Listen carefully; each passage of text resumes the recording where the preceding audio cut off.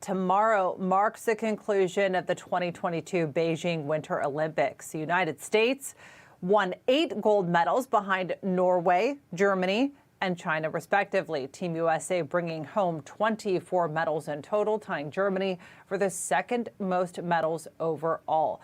Joining me now is the captain of the gold medal 1980 Miracle on Ice hockey team, Mike Eruzione. We really appreciate you being with us. What were your impression of the games? Because, you know, hearing from a lot of athletes, there was a little bit of an eerie feeling. I mean, people were happy to be back and compete, but there was sort of a different atmosphere around these games. Oh, there was a big different atmosphere. When you don't have people in the stands, that's number one. You know, you lose that atmosphere, you lose the excitement of competing with and hearing people cheering or booing. It doesn't matter. But just to have people watching you compete. And I think, you know, again, the whole COVID situation and the safety and, you know, isolation and not having, you know, the fun that you normally would have in Olympic Games, the interaction with other athletes you weren't able to have. So the Olympic Games, isn't always about just the competition. It's about the environment around it and the excitement that you have when you're participating. You know, you train for 4 years for that one moment, that one race, or maybe you get a couple of races. But, you know, you like the atmosphere of the games, and it was kind of just, you know, not there. You know, I watched as much as I could, and, you know, living in the States, the time difference creates a different atmosphere in this country, unlike it when it's, you know, maybe in the United States and you can follow it a lot closer. Well, earlier today, American bobsledder Elena Myers-Taylor became the most decorated Black athlete in Winter Olympics history after winning the bronze in the 2-woman bobsleigh.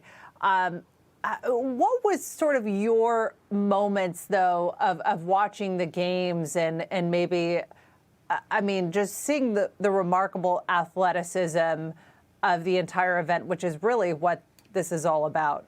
Well, I think, you know, first of all, I think Myers and her accomplishment is absolutely spectacular.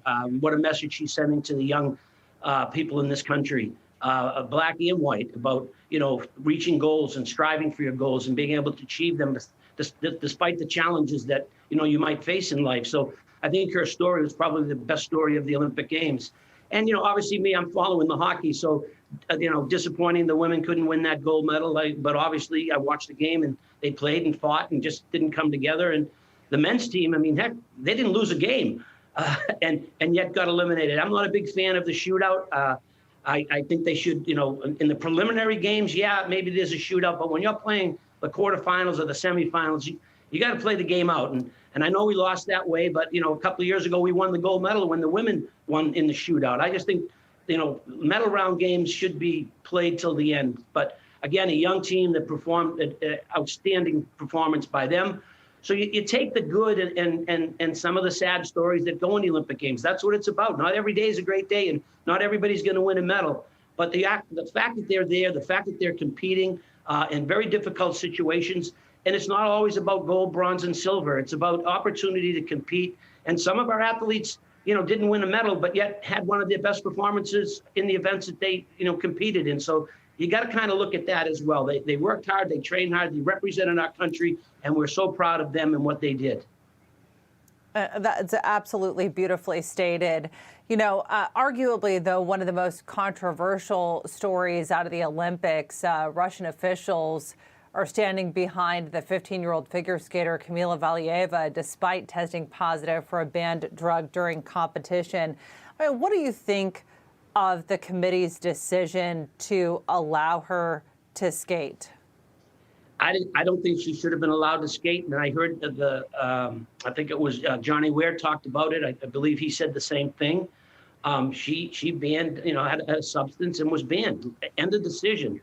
And now they're holding up the medals, whether the U.S. team, if they find that she was illegal, the men's team, the combined team will now win a gold medal instead of the silver medal. But they haven't even rewarded them with their silver medals because they wait, and that could take a week, a month, or 2 months to determine if they're going to get their medal. So it was a mess. And I think the International Olympic Committee, I think, dropped the ball on the whole situation. I don't believe, you know, I feel bad for the girl. I mean, she's 15 years old, but she shouldn't have been able to compete.